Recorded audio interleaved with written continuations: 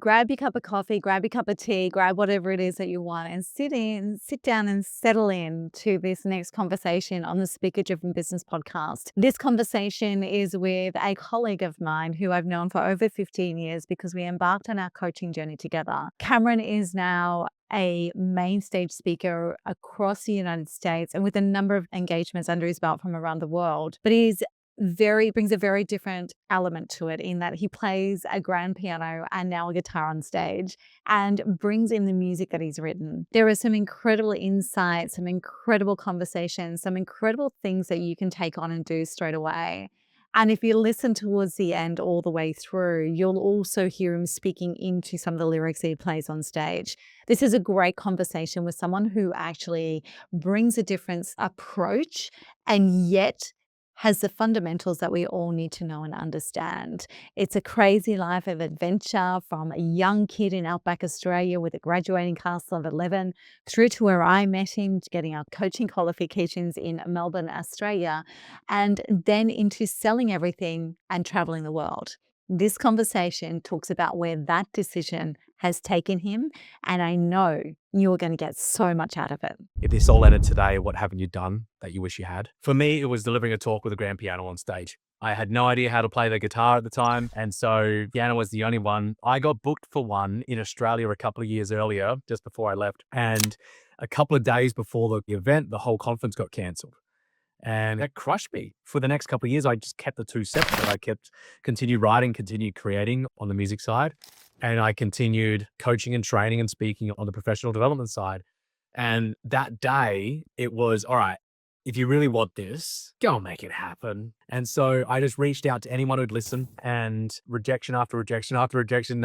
No. Eventually, someone gave me a shot. They said, hey, we've got 2 events coming up on the same day. There'd be 700 people at each of those. And we think this could be a great way to open up one of the events and close out the second one. And after the second one, there was just this beautiful conversation I had with myself of, all right, if that's possible, I wonder what else is.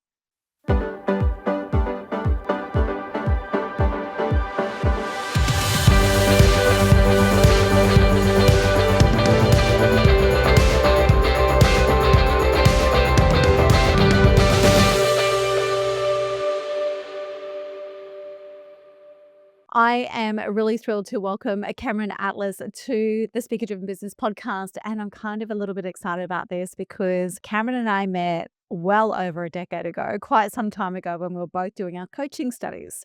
And pathways have taken a different way. But right now, I'd love to welcome you, Cameron. Cameron, hello. Hey, how are you?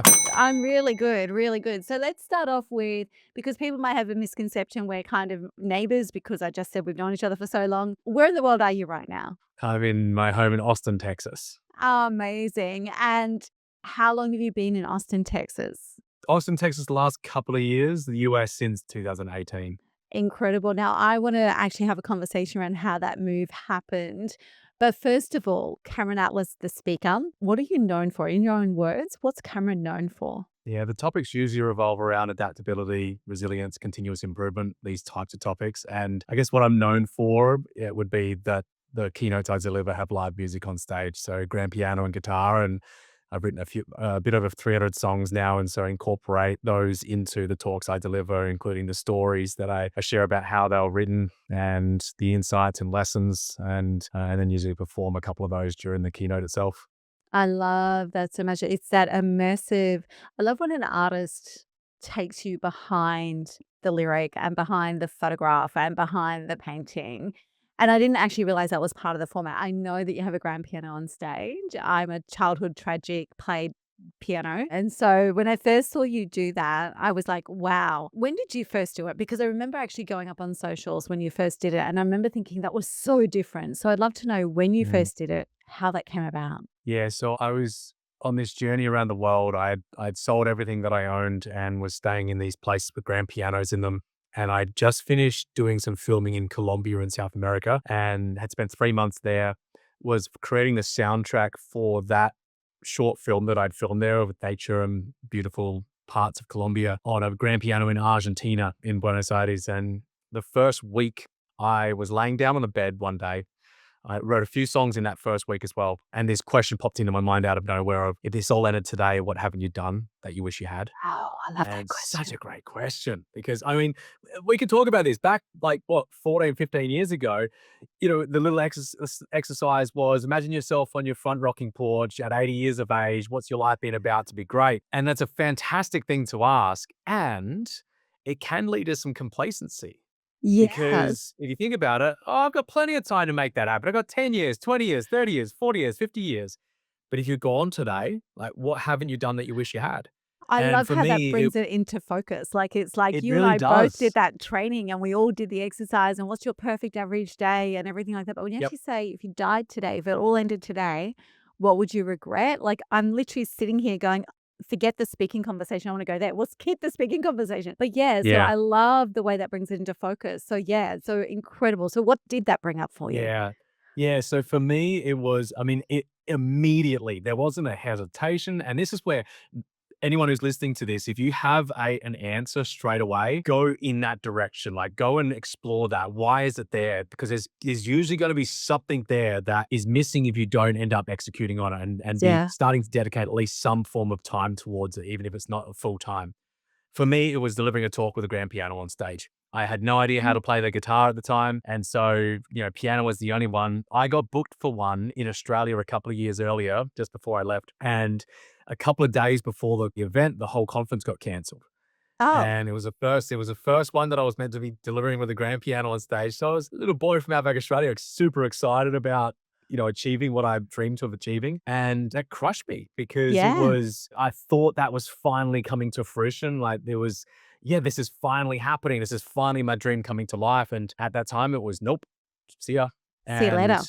so it was for the next couple of years, I just kept the two separate. I continued writing, continued creating on the music side. And I continued coaching and training and speaking on the professional development side. And that day it was, all right, if you really want this, go and make it happen. And it was Yeah. just this, dude, get off, just go and make it happen. Go and do it. Get over And it yourself. wasn't that I was, yeah, exactly right. It wasn't that I wasn't executing. I was still doing stuff, but was I Yeah. really challenging what's possible? Maybe not. And Oh, so I just reached out to anyone who'd listen and rejection after rejection after rejection. No, no, no, no. Eventually, someone gave me a shot. They said, hey, we've got two events coming up on the same day. There'd be 700 people at each of those. And we think this could be a great way to open up one of the events and close out the second one. And yeah, November 2017 delivered both of those. And after the second one, there was just this beautiful conversation I had with myself of, all right, if that's possible, I wonder what else is. Like yeah. what else how far could I take it? And it's been a wild experience since to, yeah, everything that's happened. So I'll pause there though. Yeah, like, but I also love the fact that you didn't give up. It was rejection after rejection after rejection. You finally got it. So I'm actually going to touch back before we go any further, just on, because I know you're a young kid from the outback, right? You're from remote Australia. I see you whenever on the socials, whenever you go home and visit family, and you always do something crazy for your nephews and nieces. How did that young boy from Australia land a dream that had music and speaking and coaching in it? It grew over time. There are a few different pieces here because I don't think it's about having it all together to begin with. Yeah. It forms over time. Like some people might have, okay, I know all of the answers and straight away, and I'm going to go and execute on that. For me, there were a few moments. There was one moment. I think I was in grade 11 back home in Australia, and it was our end of year presentation night at school. Hmm. And I remember seeing somebody giving a talk, being inspired. It was like the guest speaker that was there, and I remember thinking, I want to do that. Mm. And it wasn't, I wanna do that for a career because I didn't even know it existed as a career, right? I was just like, I wanna it was I want to be I wanna do something that is noteworthy enough for me to be on that stage delivering that talk. That was Yeah. kind of what it was, right? And so as time went on, I had been writing music since I was 15 years old. So I already had a lot of music that I created. And I still remember there was a devastating moment that happened back in 2010. It's the reason why I got into coaching in the first place was a young boy took his own life across the road from me. And I was the first neighbor with another neighbor to go across after his mother had found him. And it was a devastating moment to witness a family go through the horrors of everything that goes through when something like that occurs, and in the immediate aftermath of that. And I looked after the young brother and sister inside. They were like 3 and 7 years of age. I saw the father and the grandparents come home, in their first look of their faces of just this, there's nothing they could do to bring him back, you Yeah. know? And around that time, I wrote this song about bullying and suicide. A few months after that, I enrolled in the coaching program that we both went through together. And I remember the first weekend of that initial program Yeah. that I went through, I rang the job I was at the time and resigned, because I knew that, oh, this is it. And I Yeah. didn't have it all figured out as to how I was going to make it happen, but I knew that what I was missing, because I knew I wanted to make an impact on the music side. That's been there right from the start. The first song that I wrote had the lyrics in it, follow your heart, it'll take you where you want. Like, it's always been about this, some kind of development and being the best version of yourself. And I felt the missing link was that I didn't have the education Yeah. to be able to actually help people. I knew how to write about it. I inherently knew how to write about this stuff, but I didn't know how to help people transform. And so the missing link was education in that regard, right? And the strategy around and processes and procedures to be able to actually generate and turn it into something great. And so right from the start, I knew that I wanted to find a way to blend these two things together, but I had no idea how I was going to go about that, or that it was all going to come together how it was. I just knew that I wanted to make an impact in that way. And it got clearer and clearer over time, but it took multiple goes at it Yeah. before I had the real courage to really go after it. Like, really go, you know what? Why not?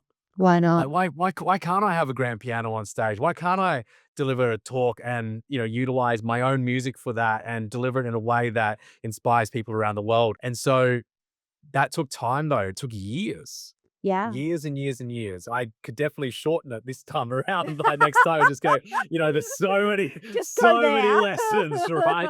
So many lessons that I could look back and just go, just really go for it, man, would probably be the Yeah. lesson, the thing that I would have told my younger version of self.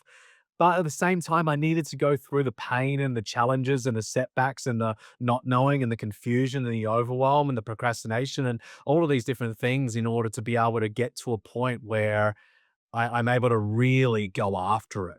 Yeah. I love the Yeah. conviction in your voice. And that was one of the things, even when we were going through the coaching programs, you absolutely knew, and obviously it happened because of that weekend. You knew that this was your pathway. You knew that this was your destiny. You were completely convicted. When did the speaking element start to come into it for you? Was it kind of straight away coming out of the coaching, or did it grow? Like, how did speaking come into your world, not just Yeah, playing music? speaking to begin with was more so because, again, like, when first going through it, I knew people spoke, but I didn't know it was A I didn't really thing. have the insight that it was really an industry.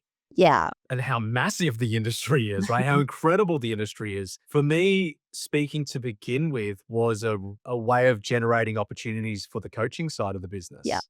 And it still is a lot as well. Like, there's still a large chunk of revenue comes from on the coaching side, and opportunities come on the coaching side. But yeah, it was, I think about the initial engagements, the main focus was, how do I generate opportunities that lead to me getting paid versus how do I generate Mhm. opportunities that get me paid? Yeah. And each person's different as to how they utilize speaking, and there's no right or wrong. It just comes down to what outcomes you're aiming to achieve. So, but yeah, that's how it started. But it wasn't until giving the talk with the grand piano on stage, and it was in Canada, that was where the first engagement was, where the two came together, that I definitely, all right, how could I take this? But I would say though, what's really interesting about that is I gave the talk of my life in Mm. January 2020. Really? So tell us about Yeah. that, because I could actually feel that Uh, viscerally. Like, they probably won't be able to feel that on the audio, but I just watching you as you said, I could feel that viscerally. So tell me about the talk of your life. yeah, I mean, that was an incredible engagement. It was within North America. I was involved in multiple ways in this. There was private coaching on the first day. It was an incredible resort. The middle day was this philanthropic project where we went to a local school and the kids made musical instruments out of recycled materials. And then we blasted one of my songs through the speaker system, and the kids got to star in their own music video. And then the final talk I gave a closing keynote. It was, the beach was out to the side. We're under this cabana, and it was incredible. We transported the grand piano there, and it was amazing because it was an incredible, just incredible engagement. First up, the sheer amount of clients that came out the back end of that as well on the private side of things, and the the sheer amount of opportunities that were in place, in January, February, that completely evaporated within the space of a number of weeks with what happened in Yeah. the world. And so I made a decision that I would focus more on the coaching side throughout COVID. Mm. And it was a very good decision for me personally because, coaching went very well during that time. And it wasn't until 2021, August 14th, 2021. And I knew that speaking was always going to be a part again. And it seemed like it's going to come back. It's going to open up again. August 14th, 2021, I chatted with my music producer and I said, "Hey man, do you think I should learn the guitar?" And he goes, "Yeah, you probably should." I said, "All right, I'll get a guitar then." So I got out the guitar because I thought, well, at some stage, I'm going to be playing these songs live on stage, probably needing to have a guitar at some stage, right? But I didn't know how to play it. I'd play it a bit every now and then, but I always went back to the piano because my fingers hurt too much, right? I totally And understand that. yeah. And so I thought, well, if I could just do an hour a day, that would be an incredible outcome. So I got the guitar delivered the next day. I was in Chattanooga, Tennessee at the time, and started with an hour a day doing that, as well as an hour of vocal training. And I was doing an hour of piano, and I'd started writing out these different stories from my life as well. So these were the key pieces that I was building up to the next phase of growth and execution when it came to the speaking side. And I started with an hour, and I ended up writing a song on the guitar a little while later that I sat back afterwards. And before I share that part, the reason why I was learning the guitar in the first place was it was going to enable me to impact at a greater level, because one of the objections when it came to speaking the grand piano on stage is we There's a lot can't of get a grand logistics. piano. We Yeah. don't have space for a grand piano. We don't have the budget for a speaker fee and the grand piano. We're in a location that doesn't have a grand, well, whatever the reason is, right? I had a sheer amount of objections. While it's very unique and is incredible experience, there are objections there. And I thought, right, if you really want Hmm. this is a massive objection for you to overcome. It's going to take a lot of time and effort and energy. So the reason though was impact. I wanted to make a greater impact. It's one of my top values. Okay. So that was one of the values being met. Second thing happened, wrote a song with a guitar, and I sat back afterwards. I said, I wouldn't have written that on the piano, I don't think, because it had a different feel to Oh, it, had a different vibe, so right? different And it was expression. massive light bulb moment went off for me. I go, so there's been this whole realm of creativity just sitting there. It's always been there. I simply haven't had the skill sets to tap into it. And one of my biggest values is around creativity. It's a state of wonder, curiosity, and everything that goes into that. So that was one of my top values. So all of a sudden, I've got this greater level of commitment to execute on this. Yeah. So I'm doing more time and more time and more time. And then this third thing happened. I was living in Nashville in Tennessee at the time. And this is when height of things going on in the world with COVID. And I felt a little unwell. So I went and got tested at one of the drive-through stations they had back then. And I drive into this place, and there's all these cars lined up. And I'm like, man, this is going to take ages. And I drive in true Nashville style. I drive past the first car, and there's this dude sitting back in his driver's seat on his acoustic guitar playing away. And I had this huge light bulb moment as well of I could have brought mine. I didn't even think about it because I've always been tied to a specific geographical location with the piano, right? Yeah. Sold everything I owned and went and lived in these places around the world with a piano in them. Like I Yeah. had, like, these were the locations I had to go and stay in because I didn't have another way of playing or creating music with them in them. And so this was like, oh, I can take the thing that I love the most to the places that I love the most. Yeah. And that was a sense of freedom, one of my top values Yeah. as well. And so all of a sudden, there were 3 of my top 5, 6 values were Being being met from met. this one specific skill set. This became the most important skill set that I was learning at the time. And over the course of the first 500 days, I averaged 4 hours a day, 2,000 hours all up, right? So that's almost 2,000 mastery. hours in the first 500 days. And the 2,000th hour, I was back on the farm, where the home that I grew up in, and no one else was home at the time. In the 2000th hour, I took my guitar. There's a bit of a storm going off in the distance. I took my guitar, I climbed on the roof, and I went and played my 2000th hour on the chimney top of the house. And Oh, it had that's nothing to do with symbolic. anybody else in that moment. It Yeah. was symbolic. It was like, Yeah. where can I take the piano the least, right? Because it was, A you know, rooftop. it's a rooftop, not only a rooftop, let's go to the chimney top, Jimmy. right? Because it was the sheer amount of time, it was so grueling at times. Because imagine, to begin with, I was starting with an hour, which meant that at the end, if to average the 4 hours, there were days I was doing 7 to 8 hours on the Yeah, guitar, sometimes 9 absolutely. hours on the guitar to get to the 4-hour mark. And it's been incredible because it's led to, last year, more than half my engagements were guitar only. Oh, And so really? talk about, and I think this is something that's really important. I'm reflecting on this often. You want to be thinking about, what are the decisions that I'm making today that the Mm. future version of myself is going to be really happy I made? Yeah, absolutely. And we talk about that. And we see the memes and we share Yeah. it. From a personal perspective, though, what's the gravity in that? Because this is obviously, in hindsight, you could see the value that it brought, but you made a very clear decision. I was going to get good at guitar, right? It wasn't just I'm going to learn. You then went, oh, this ties into my values. This could be something really Mhm. useful. This lights me up.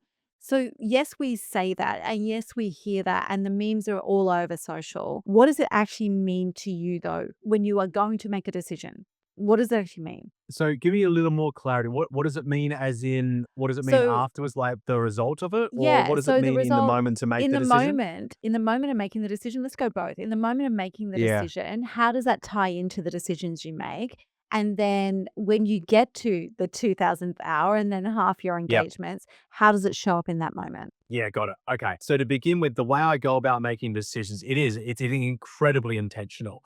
I have a theme for the year. I have my core values that I have. I have the overarching mission that I'm on. There's core belief systems that I have. They're all like right over there, right, Yeah. either side of the mirror. I see them every single day, right? And so from an intentionality standpoint, I'm constantly asking myself, what are the things that I'm executing on that will enable me to fulfill on this purpose, will enable me to fulfill on these values, these identities, these pieces that I've deemed to be most important, right? And so, Yeah. yeah, there is a piece there first and foremost of getting super clear on that, because then it enables you to make decisions quickly yet intentionally Yeah. in a way also that enables you to continue making the decision. So the decision to Yeah. begin with sharing that story was, oh yeah, it's going to allow me to make a greater impact. I'm going to be able to give talks on stage, and that's what I'm going to be able to do. And then as time goes on, it solidifies through you continuing to reflect. Like, it was a Yeah. continuation. If I didn't have the insight enough to reflect and given myself the time to reflect and say, oh, I don't think I would have written that On the on the piano. piano, then my sense of urgency and intention and decision making around it would have still been revolving around the impact, Yeah. which might have still only resulted in me doing an hour a day. Well, that's almost like the 80-year-old on the porch, isn't it? It's like the impact's there, but you can get to that anytime. Once you Yeah. realize that flourishing of your values and the creativity, that's what brought the urgency, is what I'm hearing from you. Yeah, the urgency, and it became a game. I had the Google sheet I had set up, and I had every single day I tracked how many hours I did. And then I mapped it out to 365 days ago. All right, that's about the amount of time. And then I mapped it out and went to 500 days. And it was, oh, if I increased the number of hours that I did, I could probably get to the 2,000-hour mark. And I could have easily gotten to 1,500 or 1,600 hours. But there's something about being able to say now for the rest of my life that, hey, these were 2,000 hours in in the first 500 days. From a branding standpoint, that's a really Yes. attractive thing as well. So there absolutely was that thinking that was going on in me as well. Because I remember getting to, I think it was around 1,580 hours, or might have even been 18, somewhere between 15 and 1,800 hours. And I remember doing a sound check ahead of something that I was doing on a virtual engagement and doing that with my producer. And I remember saying to him, I said, I think I'm there, because there were specific objectives that I had as to where I needed to get to that would Yeah. enable for me to know that it had been a success. So there were Yeah. specific criteria that I had to hit in order to get there. And yeah, I hit that earlier than 2000, but getting to the 2000 was just a Was the mission. monumental figure to get to. But yeah, I think making the decision to begin with, there has to be a level of intentionality, but you don't have to have it all figured out to begin with in order to get Mm, started. So that's where mm. so many people I find go wrong is that I didn't have everything figured out when I sold everything that I owned and went on this beautiful journey around the world. Like that, staying in those places, that led to a viral video from Colombia, that Yep. led to becoming a National Geographic explorer, led to a TEDx talk in Rome, led to giving a talk with a grand piano on stage in Canada, led to me moving to the US, led to me delivering all these afterwards. Like you can't, I couldn't have even made that stuff up, I don't think. Yeah. And I love this. It So what I really love about that is just the intentionality, but the intentionality is not, and yes, you have a mission. And I know that you have a really clear vision, but the intentionality is not Sure. about the end game. Your intentionality was the next step, wasn't it? The intentionality became, this is the next step. I'm selling everything up. I'm going to make sure when I travel the world, I stay in places with pianos. I'm like, the Mm. intentionality was just step by step. It wasn't intentionality for knowing the entire pathway, which I think is what is blocking so many people from, especially from speaking. People are sometimes really Yeah. afraid to raise their voice, right? Really afraid the imposter syndrome takes over. So the intentionality is just about the next step, is what I'm getting from you. It's yes, and Yeah. yeah, 100%. It's the next step, and the next step is able to be decided on because there is a clear sense of purpose. Yeah. Right, so the purpose and the outcome, and you don't have to be so, again, it doesn't have to be like the clarity of all of the steps that have to be taken. The purpose could be as simple as, I know I want to make an impact in somebody's life. And as soon as you've got that, you're good to go with a sense of purpose. Like, Yeah. yeah, the mission will fine tune over time, but you're good. You don't need to think about, usually your purpose is going to revolve around something around that, right? Yeah. You know, it's going to be something around being the best version of yourself or making impact in people's lives or leaving the world in a better place. No one's going around saying, I really want to destroy the planet, right? It's just Well, not maybe a something that, couple. maybe a couple of crazy dudes, right? Yeah. But overwhelmingly, hopefully the people that are tuning in here, Yeah. right? Yeah. There's going to Yeah. be some version of impact that you want to make. And so the strength in purpose comes over time when you're executing in alignment, which comes from the intentionality of trying these things out, Yeah. right? You test these different things out and you go, and I call it taking the leap. Right. Hmm. There's a framework that I have where there's these 4 pieces of know your north, explore the possibilities, take the leap, and then make it real. And you think about it as north, east, south, and west. Yeah. And the knowing the north is that sense of purpose, something we just spoke about. You explore the possibilities. You go, well, I could do this, I could do that, I could do this. And you get curious and come up with all the different options. And at some stage, you just You got got to to do take the something. leap. You got You to got to do do something. something. Yeah. And it's not that you have to have it all figured out immediately. I'm going to sell it. I'm going to sell this and I'm going to leave my job and I'm going to do this instead. You don't have to have all that figured out. Sometimes that's actually a really irresponsible thing to do if you've got family to provide for. Yeah. Right? You know, people talk about burning the bridges, and I go, there's something to be said for being strategic about that. You don't Yeah. want to use it as a crutch, but there's different people have different responsibilities. That shouldn't remove you or stop you from taking a leap in some way, shape, or form. Yeah. And because it's the taking of the leap that it leads to the next step. And that next step then leads to further conviction. And then Yeah. slowly but surely it pieces together and you look back and go, oh, yeah, okay. Yeah. Yeah. This is, and one of the, I've used as a mantra for years is, you actually have to take the first step and then the next, because it's only then that the field of possibility opens up. Because when you're standing still and looking at the view, you can only see to the current horizon. But as you take one step and then the next step and then the next step, that whole field of possibility opens up. And there's things that you didn't even see coming, especially in this zone. So, professional development and wanting to be the best version of yourself and wanting to impact others to the level that you do. It's actually, the possibilities are endless once you're in there, but you can't actually see them if you're waiting on the outside of the arena. I always say you need to get in Hmm. the arena. So when you Yeah. mentioned before about speaking as the starting point was more to actually raise the opportunities of coaching. And I love that, because I quite often tell the story. I was 10 to 12 years, almost 12 years into speaking to grow business, when I was actually opening keynote at a conference without even knowing what that was. And I was in the green room, didn't know that the green room was a thing. It was just like where you gather. And somebody else on the program said, oh, you got the opening keynote. I want to hold that position one day. Could you tell me what you're being paid? And I was like, what? And I didn't, that was my inside voice. My inside voice was like, what is he talking about? My outside voice Yeah. was, oh, I never discuss commercial terms with anyone. And then I went and found the convener of the conference, a very big conference, and I said to her, "So apparently, because I'm first speaker, I'm an opening keynote." And she's like, "Yeah," and I'm like, still thinking, I don't even know what that means. I'm like, "Okay," and apparently that gets paid. And she goes, "Well, of course it gets paid," and I'm like, "I'm not getting paid," and she's like, "Oh my goodness, we forgot, and you didn't ask." And she said, "Send me an invoice." I'm like, "Okay, well, how much for?" Because an industrial relations negotiator.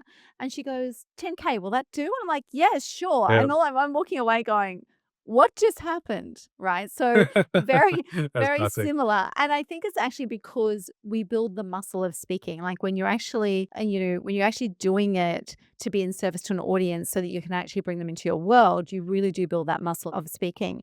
So my question out of that for you is, was there a point when you realized this was actually going to be a thing? Rather than just speaking to uncover and reveal coaching opportunities, was there a moment or a phase where you went, actually speaking's the lead? Speaking is the thing. For me, both are still really important. So, and I think that, I mean, who knows over the course of the next 50 years of my life, like, 'cause I know I'll be doing this for the rest of my life, but like those vehicles are so aligned with who I am and how I'm showing up and the impact that's being made. There's different reasons for both. On the private side, it's the, beautiful transformation that occurs, individually or in small group sessions. But then there's something incredibly beautiful about taking a room on a journey and co-creating a story together and knowing that there will never be a moment that you have ever again that's the same as that. Right? Yeah. Because every story that you share, you're co-creating that story together. The story in their mind has been created in a way that will never be created ever again, even if you told it again to them. That's incredibly beautiful. I wouldn't say there was a moment. Been a series of moments and definitely a phase of it, right? Definitely the Yeah. first one of with the first grand piano on stage of, all right, if that's possible, I wonder what else is.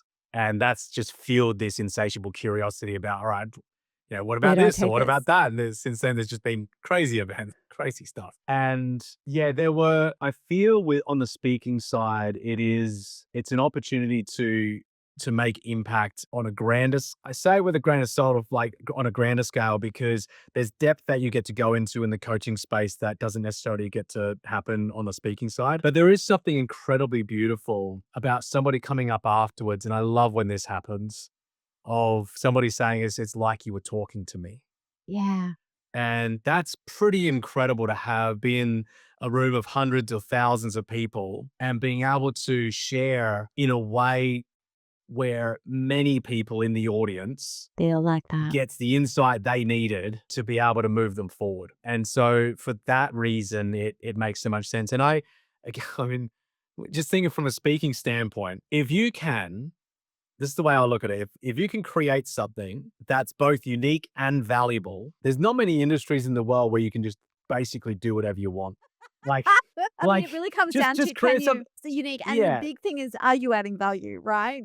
exactly. And Because once this is you the get way. that, Exactly. The way I look at this is I could eat, and I had to tread very light. And this has been an ongoing process. This will continue being an ongoing process for years to come. I see it as unique, valuable, and classy is the third one for me, right? The oh, unique is unique on its own. In my space, I could be unique but come across as like a third grade piano teacher on the side of the stage. I go, "Da, da, da, da, da, da, da," that's gonna the feel like a lesson, gimmick like no tomorrow, right? I just had the That's circus and music playing through my head. yeah, totally, right? So yeah, that's not gonna cut it if it's unique on its own. And so each Yeah. of you listening into this, you're gonna have your own version of what unique is, right? Unique on its own doesn't cut it. Unique on its own, I'd say, is self-interest. Yeah, It's like, I absolutely. wanna That's do about something you. That's unique. about you. Yeah, I wanna do something unique because I wanna do it. It's like, well, Yeah. hang on.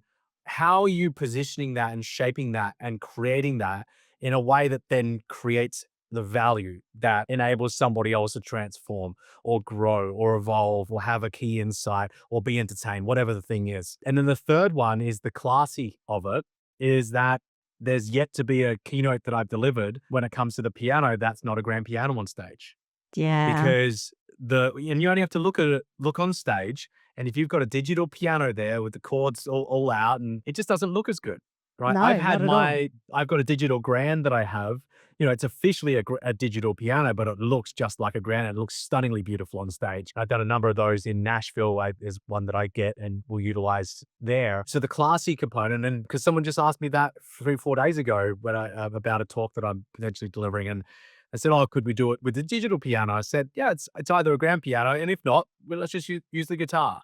Because the guitar still looks classy on stage. If you've Yeah. got a nice looking guitar, it still looks classy because that's what people are used to. So those are the three words for me of unique, valuable, and classy. And that valuable piece has to be there. And that, again, it does happen over time. You slowly but surely formulate, you take the lessons, you screw something up, and then, slowly but surely you piece it together in a way that actually resonates with the audience and, becomes the message that makes the most impact. Yeah. You mentioned screwing it up, which is actually something I encourage people to do all the time. You got to get in the arena, you got to fall over, you got to learn from it. What's been the most valuable lesson that's come from a screw up? Yeah, there was an engagement over the last period of time. That was a big talk for me, and big for a number of different reasons. And it didn't hit the mark. It got extremely low ratings. Oh, yeah. It was pretty devastating for me. It knocked my sense of purpose for a period of Wow. time. It had me wonder, am I really cut out for this? And yeah, questioned what I was doing and whether it was the best thing going forward. I find that these screw ups, these lessons are an opportunity to either step up or step out. Yeah. And in this case, there was the raising of standards, So and I tell me more love about that. that. Yeah, the raising of standards is okay. The way I like to take feedback is give me all of it, right? Tell me all the things that went well. Tell me all the things that didn't go well. And the structure I have for these 4 questions: what's working, what's not, what are you going to do about it, and what help do you need, right? And you can utilize this across all the areas of your life, right? Right into your romantic relationships. Brittany, my wife, and I do this every single week, and we just soften the questions a little so it doesn't feel like a performance review. And you're not So I coaching each definitely other. don't want to do that. Yeah. So Marriage limiting move. yeah. So these questions though of, okay, what's working well, what's not, what am I doing about it? And so, it can be very difficult to hear, and it was very difficult to hear all of these pieces of feedback. And I said, all right, share with me what else, what else, what else. And then I took it through the framework of mine, those 4 questions. And, there were probably, I would say 60 to 70% of what was shared in the feedback I agreed with. And then the 30 to 40%, I put it down to it was the wrong audience. Yeah, and sometimes And it is that simple, but you've got to yeah, reflect on it. Yeah. yeah, definitely. And so because there were certain parts of that was shared about what was not good about the talk, that I looked at and gone, I'm doing that every single time. Yeah. Like Not moving that. that's me. That's who I am. And anybody who doesn't like that, then so be it. And I'm just not the right person. I took the lessons though and just reshaped so much of it. There was the reshaping of the opening story. There was the Yeah. reshaping of how I structured the insights. There was, okay, how am I utilizing music? How am I bringing people along for the ride? The next main engagement of mine got a standing ovation. And it was just an incredible thing to reflect on, which is you're going to have bad days. There's Yeah. going to be moments, and there's just going to be people that aren't picking up what you're putting down sometimes Yeah. as well. Yeah. And your ability to be able to hold your own and take the feedback, Mm. where it's valid, because I could have easily gone, oh no, that's just, them being stupid about They're it. not my audience. I don't Um, need to listen. yeah. I could easily do that. But instead, you want to just remain humble is probably Yeah. the key thing there. And I guaranteed over the next 50 years, there's gonna be an engagement, just like with a sporting team, right? There's Yeah. bad games they have where they get absolutely smashed. Yeah. Absolutely smashed. So be it. Yeah. Talking about different stages and things that you've done, TEDx was in Rome, if I remember correctly. Yeah. Yeah. Yeah. So talk us through getting TEDx Rome. And then you also had the piano on stage for TEDx, didn't you? I did. Yeah. It was Yeah. a Which is crazy also project. Yeah. unusual. Yeah. Well, I knew I had been building Was it a the big red piano dot for was the piano? off the piano was off the red dot. I stood on the red dot and then went off a little bit for the red dot for the piano. I knew that I wanted the grand piano on stage. I didn't know the project that I ended up doing, which involved these people from 40 different countries around the world, and We transported a grand piano to Garden of the Gods in Colorado at sunrise. And it was a wild project to bring it all together. But it was to demonstrate. I'm a big believer in being a living, breathing example of what I speak and coach on versus just talking about it. And yeah, I wanted to demonstrate this blend between human curiosity and technology. And when you blend that together in an intentional way, it can magnify the impact that you make. And so every single person in that talk was a complete stranger. So coming back to the lead up, yeah, I knew I wanted to have the grand piano on stage. And so there was some specific criteria that I had around what stage I would be okay with. One of them was that they had to have done a year before where they'd had a grand piano on stage so that I Yeah. knew, because then I could go and look at it, make sure the audio quality was great. They had to have been doing it for a period of time as well. So there are a few different prerequisites that I had as to what I wasn't just about, oh, at the end of the day, if you're persistent enough, you can just go and get a TEDx talk. There's enough Yeah. different places around the world where you can just go and get it. If you've got a decent enough insight, you can build relationships. You can go and get that done. It's Yeah. about what stage is going to be best for what it is that you're aiming to execute on. And so I had some insights from certain TEDx organizers, that curators that shared with me. And that's a beautiful thing about community and relationships, is being able to have insight. And yeah, was invited to deliver that. It was a relationship that I'd been building for about a year. And I'm a big believer in bypassing the normal application process wherever you can. I love that. And that's because but you can only do that with relationship, right? You can't do that just by knocking on 100%. a door. It's only relationship. It's Yeah. not you can Well, yes. bypass it. Yeah. But well, bypass. So when I'm moving to, yes, this is a yes and yes, 100% with the relationships. And it's also why, how are you building relationships even if you don't know the person? I'm going to give like a crazy beautiful example of this, because this, like, bypassing the whole application process, I've been doing for 15 plus years now. I just don't really tell that many people about it. It's after I moved to Melbourne, I was in a relationship with someone that I think you know from back when, We were that doing period of coaching. time. Yeah. And she moved down and I was living in another place, and this place for rent came up about 7 doors down from where where I was living in this shared rental. And I went down, check it out. The property manager was there. There was so many people there. I'm what, 20, 26, 27 at the time, had a dog, own Which in those business. days wasn't easy. No, it wasn't. It's like all the things were against, and here we are with these family people and like older folks. Is like, we got no chance with this. It's a very, very nice looking place. It's a beautiful rental. And so I went to the property manager and I said, just, out of curiosity, have they always rented out the home, or is it that they lived in it and they're cruising across? We're just having a general conversation, but I'm being, again, pretty strategic and intentional about the questions I'm asking.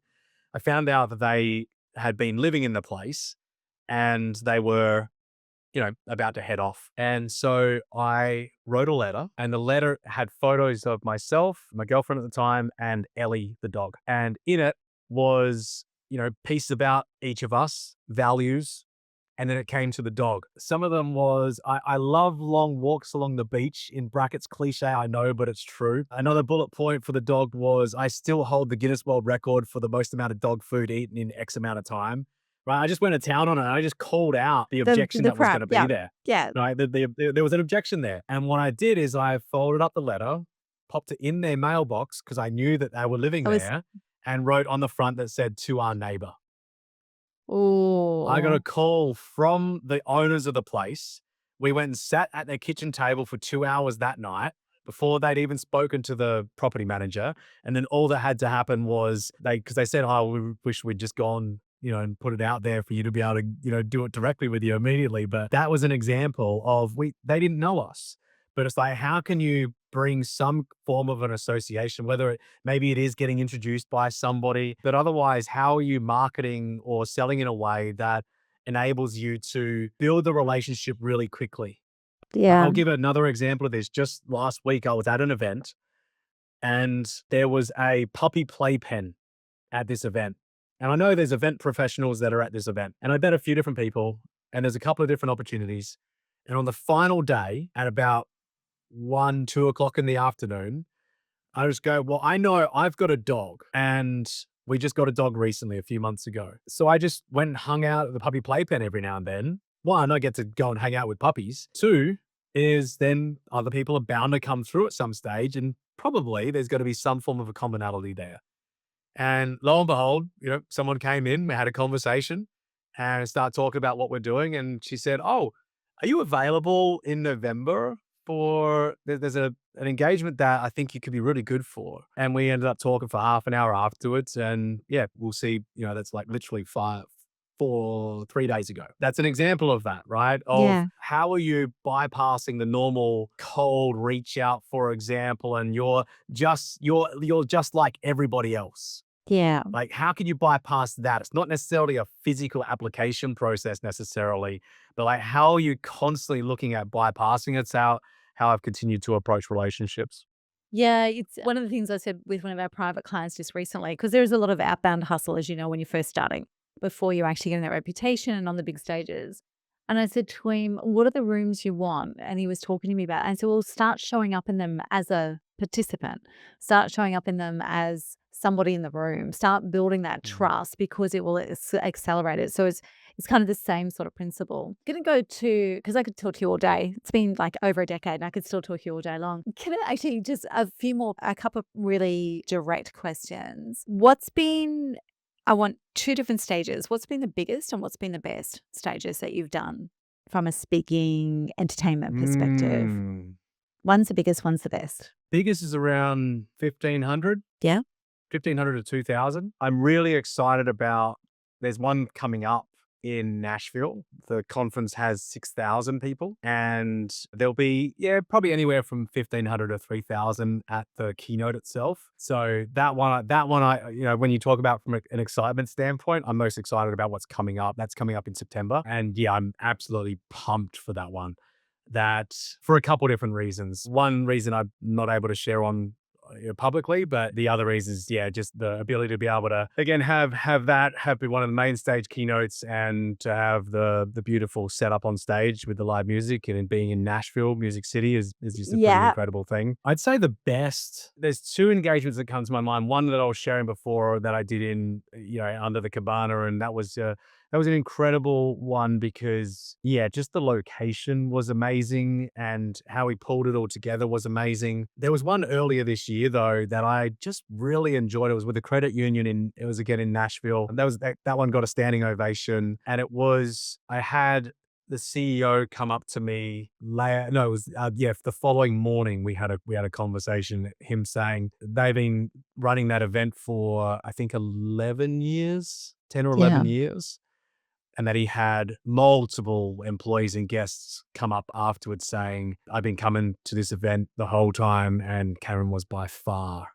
the best speaker we've ever had." And so I'd say for that reason of the impact that was made in that event, yeah, how I just dialed in the message in a way that really resonated with people was just a really beautiful thing. So yeah. Yeah. So you mentioned the stage that you're really excited about. I love that you're doing so much in Nashville. Nashville's like, to me, the epicenter of creativity and music. Not creativity from an art perspective, but definitely from a music perspective. Yeah, it's a big event city as well. It's Yeah. consistently like top. I think it's just to second or third on the list. Yeah, it's huge. Yeah. And Austin's right up there as well. So you're in the perfect place, really, aren't you? Austin's up there. Yeah, plenty of places over here that are rocking it.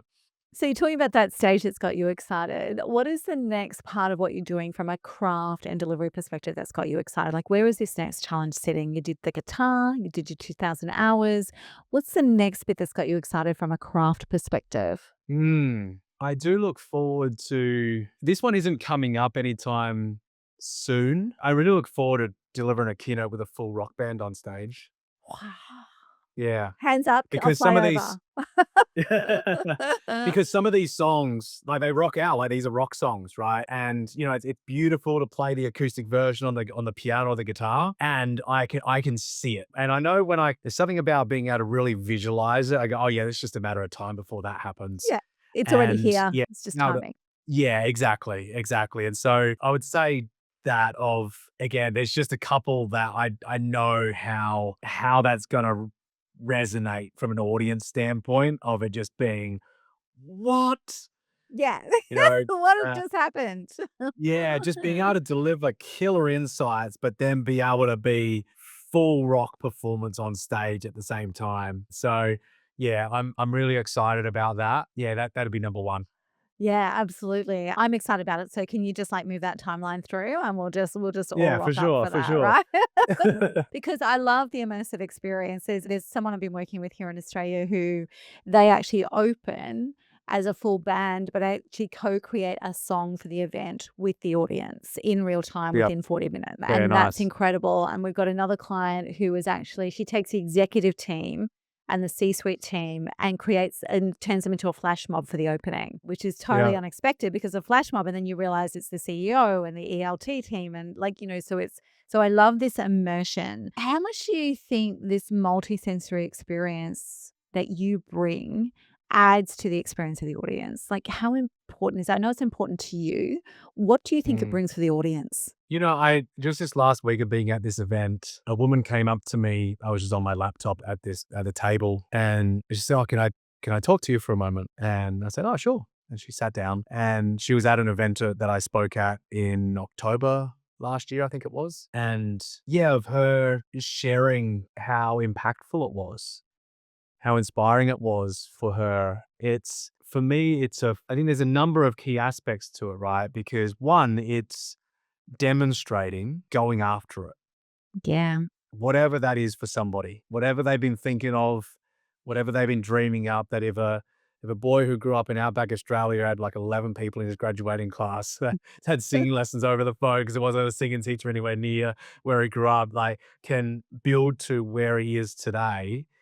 Like, what if I could? So I'd say that is a huge part of the message of taking the leap and being a demonstration and an example of that rather than just saying, "Oh, yeah, you should take the leap, go for it."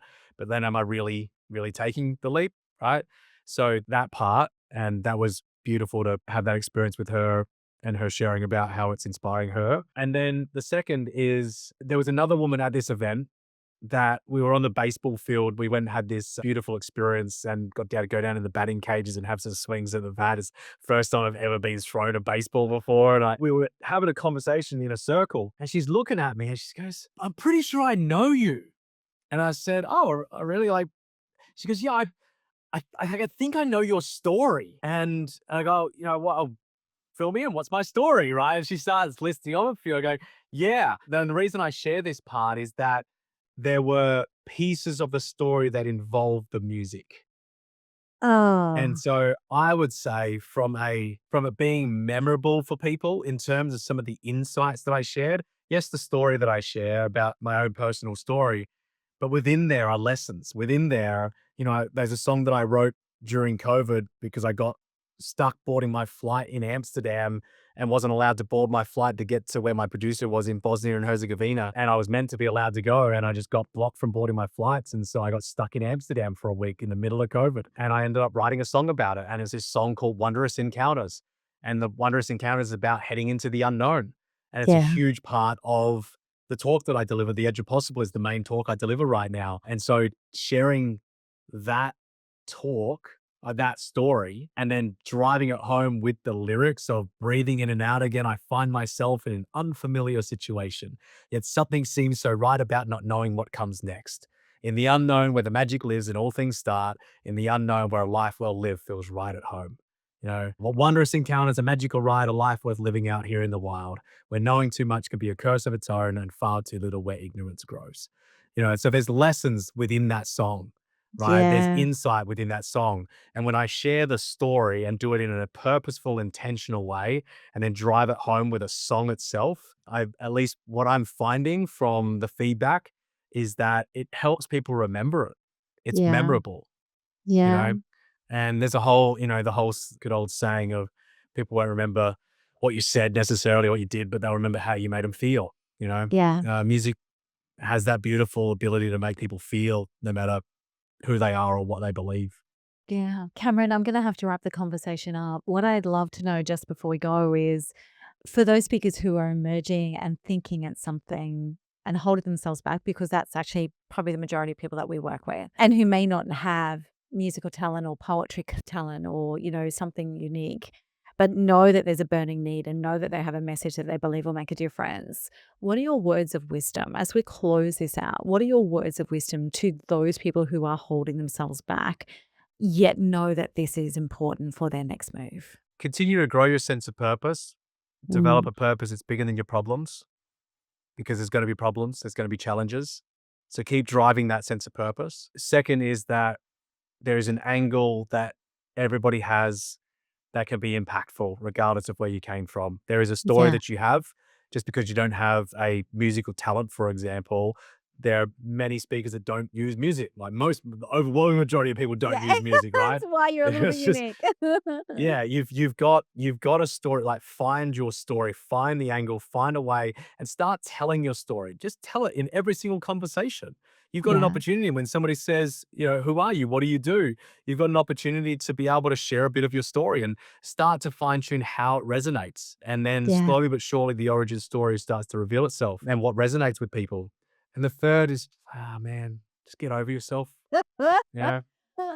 We've all got stuff. We've all got stuff. Yeah. There's always a reason why it's not the right time or things are too busy.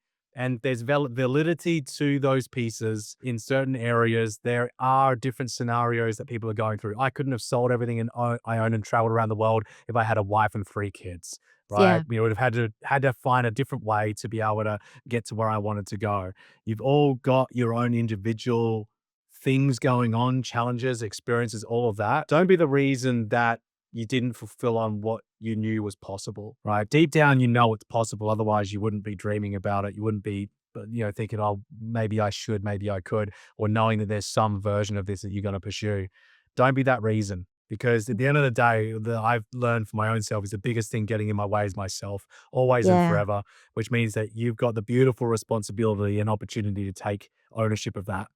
Yeah. And the more that you do, the more it becomes your own journey rather than somebody else saying you can or can't. I love that. Thank you, Cameron Atlas, for joining me today. It's been an incredible conversation. I can't wait to hear more. Hey, you're welcome. Thanks for having me.